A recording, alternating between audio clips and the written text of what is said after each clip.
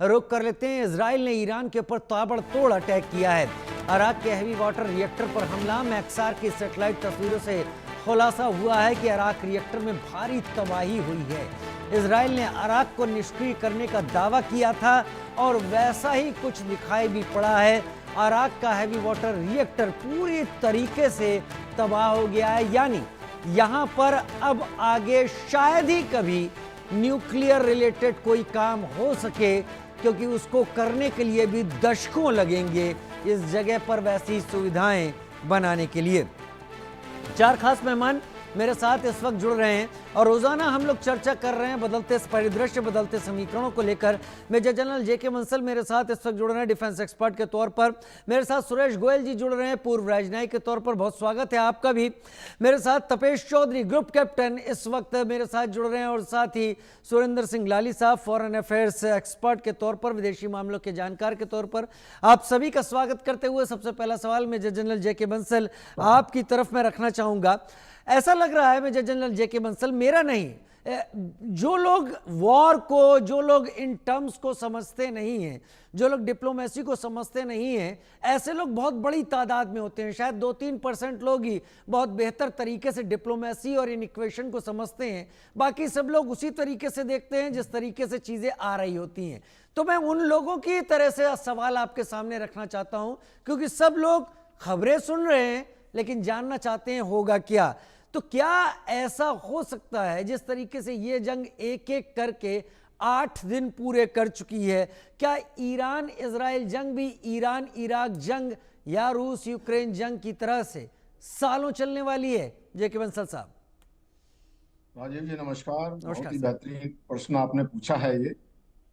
मुझे नहीं लगता कि ये वार इतनी लंबी चलेगी, क्योंकि उसका कारण ये है कि दोनों ही देश बड़े इंटेंसिटी से लड़ रहे हैं और जिसका इरादा या जिसको कभी सोचा नहीं था इसराइल ने, तो इसराइल के ऊपर भी काफी अटैक हो रहे हैं।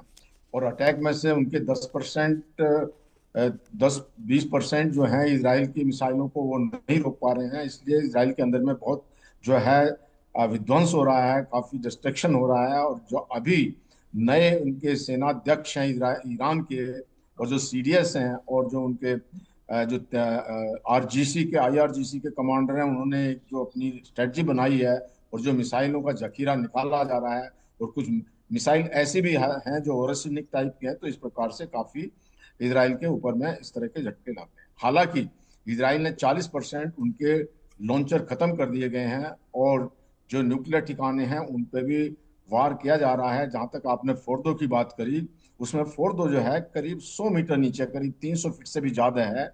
और जो GBU-57 है ये करीब 200 फीट तक जा सकता है। तो इसलिए उसको भी एक पूरा ये पक्का नहीं है कि वो कर पाएगा। हालांकि जो अभी इसराइल ने इस बात का सोच लिया है कि हम वहाँ कमांडो भेजेंगे और उनको खत्म करना है, तो ये युद्ध इसलिए ज्यादा देर तक नहीं चलेगा, क्योंकि अभी जो ईरान के पास में, अगर दोनों की शक्तियां कमजोर हो जाएंगी, लेकिन अगर इसराइल के साथ में अमेरिका खड़ा हो जाता है तो उसका पलड़ा भारी हो जाएगा। लेकिन ईरान को हालांकि बयानात आ रहे हैं, रूस से भी आ रहे हैं और चीन से भी आ रहे हैं कि वो उसको सपोर्ट करेंगे। ग्राउंड पे कोई सपोर्ट नहीं कर पाएगा, क्योंकि रूस जो है वो फंसा हुआ है यूक्रेन के अंदर में, तो कोई ऐसा युद्ध की सामग्री या युद्ध के हथियार नहीं भेज सकता।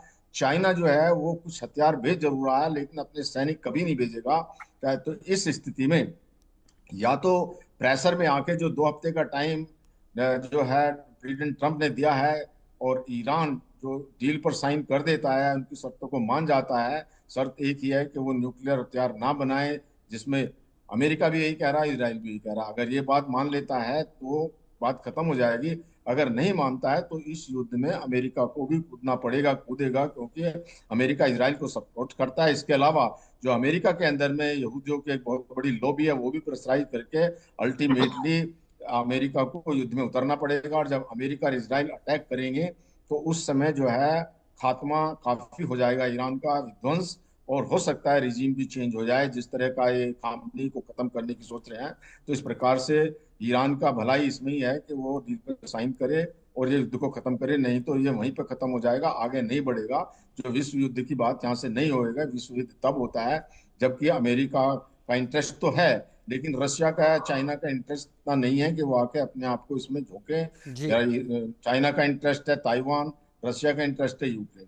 तो अभी ये जो है ऐसी स्थिति बनेगी, बड़ी अनसर्टेनिटी है, लेकिन इसमें ईरान को काफी नुकसान होगा अगर या फिर ईरान अपना। अंदर ही अंदर क्या पता ऐसा चल रहा हो कि ये तो कयास हैं, और आज मैं सवाल भी उनके रख रहा हूं जो आम जनता है। मेरी कई लोगों से आज बात हुई, हम मुझे टॉपिक पहले से पता था कि हम किस पर चर्चा करने वाले हैं, तो बहुत ज्यादा क्लिष्ट सवाल नहीं इसीलिए रखूंगा क्योंकि लोग जो सोच रहे हैं शायद उन्हीं सवालों के जवाब पहुंचना बहुत ज्यादा जरूरी है। बड़ी खबर का रुख करता हूं, फिर मैं एम्बेसडर सुरेश गोयल आपके पास आता हूं। इजराइल ने तेहरान पर भीषण हमला किया है, 50 से ज्यादा फाइटर जेट से इजराइल ने अटैक किया है। न्यूक्लियर प्रोग्राम और इंडस्ट्री